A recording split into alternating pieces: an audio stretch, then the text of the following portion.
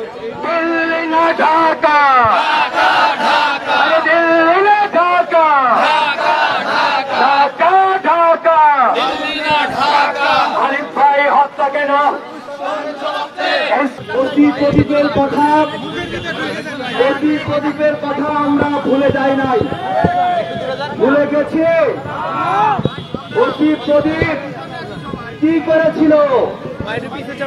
200-র বেশি মুসলিম নাগরিককে প্রদীপ cross fire দিয়ে হত্যা করেছিল। কতজনকে? 200-র বেশি। হিন্দু ভাইদেরকে বলবো, হিন্দু ভাইরা আপনারা খুঁজে দেখবেন, এই যে প্রদীপ 200-র বেশি মুসলিম নাগরিককে গুলি করে হত্যা করেছে, এই তালিকার মধ্যে কোন হিন্দু আছে কিনা? বিপ্লব সরকার কই? আমার প্রশ্ন, বিপ্লব সরকার যাদের নিপীড়ন করেছে তাদের মধ্যে কোন হিন্দু ছিল কিনা? এগুলো এই জন্য বলছি, এরা ইসকনের সদস্য হিসেবে এখানে দায়িত্ব পালন করছে আর মুসলিমদেরকে নিপীড়ন করছে। অমিত শাহ আবরার ফাদের হত্যাকারীদের মধ্যে যে এই হত্যার আয়োজন করেছিল তার নাম, কিন্তু দুঃখজনক তার নামটি মামলা থেকে বাদ দেওয়া হয়েছে। এগুলো হলো প্রমাণ ইসকন আমাদের আইন, আদালত, সরকারি চাকরিতে কিভাবে প্রভাব ফেলে। আমাদের স্পষ্ট কথা, ইসকন নামের এই সন্ত্রাসীদের আমরা বাংলাদেশে থাকতে দেব না। ইসকন তুই জঙ্গি, স্বৈরাচারের সঙ্গী। ইসকন তুই জঙ্গি, ইসকন তুই জঙ্গি, ইসকন তুই জঙ্গি, শেখ হাসিনার সঙ্গী। ইসকন তুই জঙ্গি, ইসকন তুই জঙ্গি, শেখ হাসিনার সঙ্গী। আমরা একবারে শেষ পর্যায়ে চলে এসেছি। ইতিমধ্যেই যেটা বলা হচ্ছে, আমাদের শহীদ আলিফ ভাইয়ের হত্যাকারীদের বিচারের মুখোমুখি না করা পর্যন্ত আমাদের এই লড়াই চলবে।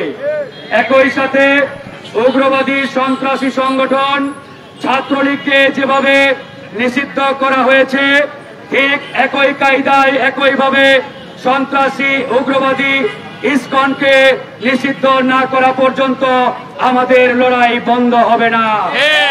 আমরা শুধু ইউনূস সাহেবকে একটা বিষয়ে বারবার স্মরণ করিয়ে দিতে চাই, আপনি আমাদের রক্তের উপরে দাঁড়িয়ে আছেন।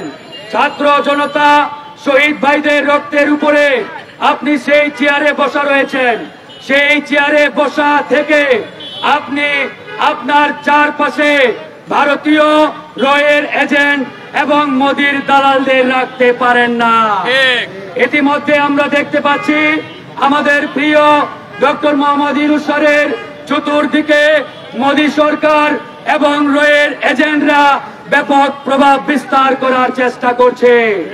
আমরা শুধু তাকে হুঁশিয়ারি দিতে চাই, আপনি এই বাংলাদেশের স্বার্থে, জনগণের স্বার্থে, শহীদ ভাইদের স্বার্থে আপনার চতুর্দিকে যে সকল রয়ের এজেন্ট, মোদি সরকারের দালাল রয়েছে তাদেরকে অনতি বিলম্বে বহিষ্কার করুন।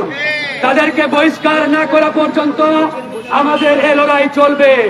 আমাদের কর্মসূচি সমাপনী ঘোষণা করবেন গণ অধিকার পরিষদের সংগ্রামী আহ্বায়ক কর্নেল অবসরপ্রাপ্ত মিয়া মশিউজ্জামান।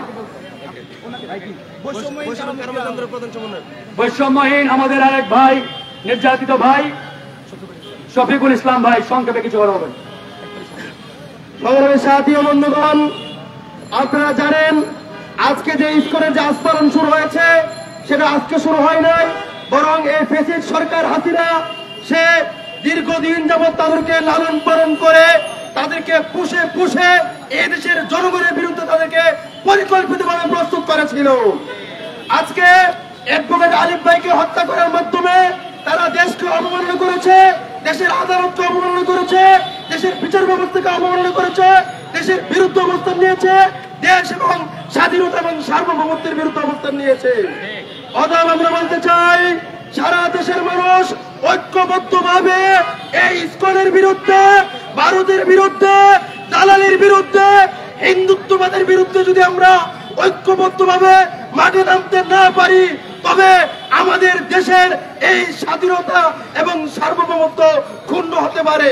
আজকে গণ অধিকার পরিষদ যে আন্দোলনে আমাদেরকে ডেকেছে, এই আন্দোলন এদেশের জনগণের আন্দোলন, এদেশের গণমানুষের আন্দোলন, এদেশের অধিকার আদায়ের আন্দোলন। সুতরাং ইসকন নিষিদ্ধ করা এটা কোনো মুসলিম গোষ্ঠীর আন্দোলন নয়, এটা ইসকন নিষিদ্ধ করা এদেশের 18 কোটি মানুষের আন্দোলন। আমি সরকারকে বলবো, ইসকনকে নিষিদ্ধ করতে হবে অনতিবিলম্বে। আলিফ হত্যার বিরুদ্ধে, আলিফ হত্যার বিচারকে যত দ্রুত সম্ভব কার্যকর করতে হবে। ধন্যবাদ।